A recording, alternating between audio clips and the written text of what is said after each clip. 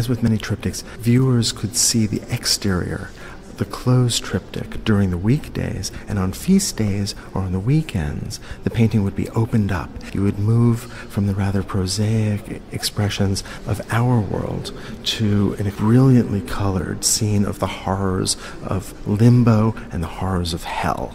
We see a saint on each wing, and these are painted in grisaille in tones of gray. So it really would have been amazing when it opened to this colorful vision. The idea of painting the exterior in grisaille was meant to mimic the exterior of, that is, the stone of the church. But here the artist has moved far beyond that earlier tradition. And he's actually not painting niches and sculptures, but actual people, a city and a landscape. So here in grisaille on one side we see St. Bavo, who was associated with the northern city of Ghent. He's shown distributing alms to the sick and the poor through a doorway, a view of a Flemish city. Showing the wonderful detail of that cityscape. Let's walk around to the other side and take a look at St. James.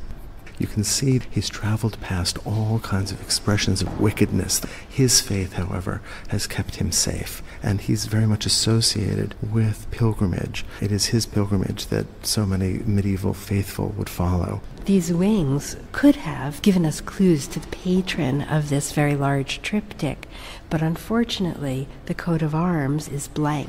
We don't know why, but some art historians have suggested that perhaps the donor may have died before the work was finished. Let's look inside. The image, in a sense, unfolds as a kind of story beginning in the left wing. We see God in heaven. He is in majesty in a kind of brilliant mandorla surrounded by clouds. But when you look more closely, you see that there are hundreds, perhaps thousands of angels that seem to be battling each other. This is the fall of the rebel angels. This is a rebellion of angels led by Lucifer, the devil. And they will be expelled from heaven and, of course, will go to reside in hell.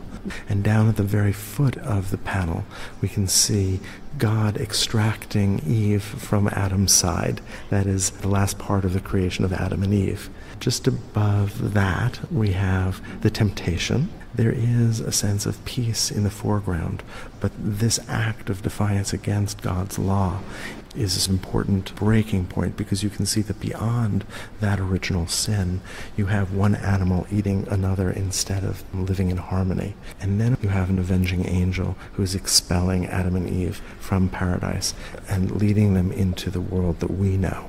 We have an unfolding of events at the top, beginning with God and the fall of the rebel angels, the event that happens first.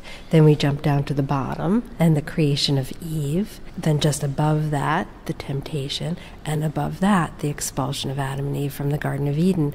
And of course, this is the origin of original sin. And after the expulsion of Adam and Eve from the Garden of Eden, mankind knows sin and temptation and death. These stories echo each other. You have Lucifer disobeying God. You have Adam and Eve disobeying God. You have Lucifer being expelled from heaven, and you have man being expelled from the garden. And so there is this parallel of the heavenly and the earthly. And what Bosch is really concerned with are the wages of sin. This is what Bosch was famous for, even in his time. This deeply pessimistic philosophy, this questioning, is there any possibility of redemption given the sins of the world? It certainly doesn't seem that way. Well, let's take a look at the evidence that he offers. Okay, so we're moving to the central panel. At the top, we see Christ functioning as judge. We see angels with long golden trumpets who are announcing the end of time.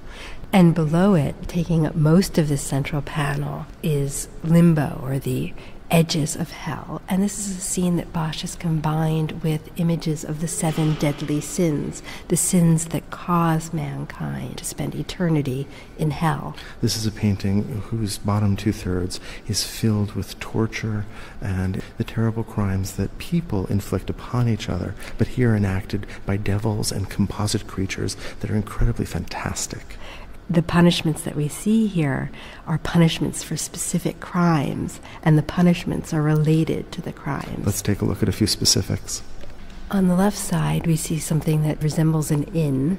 On the roof, a figure who seems remarkably oblivious to everything that's going on. She walks as though she's on a fashion runway, but surrounding her and biting her is a hideous insect, and she's led by a hideous dragon. Led to a kind of hellish brothel. And all accompanied by a lute played by another demon. As well as a horn played by a demon in the back, where the horn actually looks as if it's an extension of his nose. Bosch uses music as one vehicle for sinfulness. A kind of sign of indulgence in pleasure. Below the representation of pride or vanity, you have the sins of gluttony. You see a rather overweight man who's having liquid forcibly poured into him as he's restrained by devils. And it's not a very nice liquid. No, if you look a little bit above that barrel, you can see that there's a siphon that's receiving the excrement of a devil whose backside can just be seen through the gated window. Below that, you see one large demonic fish devouring another, which seems to be a reference to a northern proverb, the big fish eats the little. That we take advantage of those who are smaller and weaker and less powerful than we are.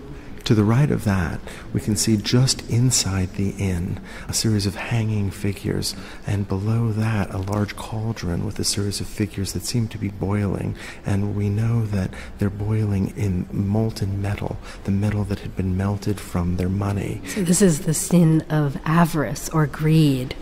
There are endless representations of pain and suffering. You see men being roasted or fried by demonic frogs. You see, in one case, a frying pan with pieces of a body. This frog-like figure seems ready to take her 2 eggs that sit beside her and crack those into the pan as well. And make a yummy omelet. Yes. I think that what's so disturbing here is the everydayness of the devilish figures who torture the human beings. They're just going about there roasting and cooking and frying and torturing as though it were a normal everyday activity, and it reminds us that hell is eternity. In the middle of the large panel, you can see the sin of anger, and it's represented by 3 knights who are particularly awful. There's one knight in the middle who has upon his helmet a severed, blinded head.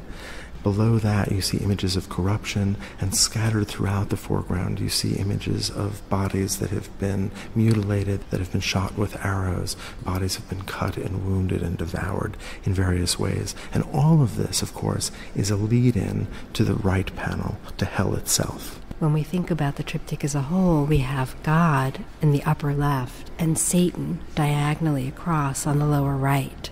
Lucifer here sits in a kind of mock judgment of the souls that have been found to have been sinful, and here he is meting out the terrible punishments according to their crimes in life. And you can see in the doorway behind him images of toads, which often torture figures, and images of the Last Judgment, and then above on the roof all of the damned in hell who've recognized where they're spending eternity, who are wailing and crying and flailing their arms. And will populate the city of hell, which we see rising above this image. It is a place of fire and brimstone. It is a place of ruined cities, of absolute neglect. It is an apocalyptic scene, most horrible. And if this didn't make you want to live a virtuous life, I don't know what would.